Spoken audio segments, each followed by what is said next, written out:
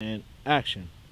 Yo, if the world only knew everything that you went through, you were more than just some king of the Jews, the sacrificial lamb that was slain, blood that was poured to claim man. You came to this earth to die with a plan to save man.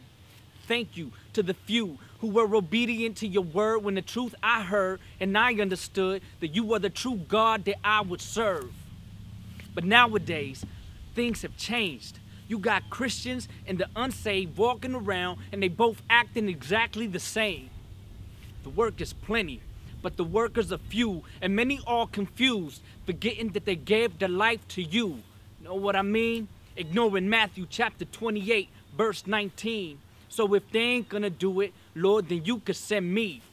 You can send me to the highways, send me to the byways, because you're going to guide what I say, and I'm going to fast, and I'm going to pray, interceding for the unsaved. Who's going to take this gospel and proclaim it, not be ashamed of it, and give their life for Christ if it came down to it?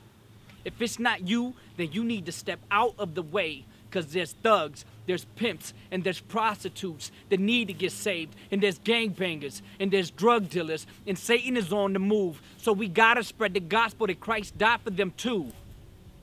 So if they ain't gonna do it, then send me, Lord, to the rugged streets where your name I can preach. To bums, to drug dealers and thieves, cause murderers, they need Christ too. So you can send me.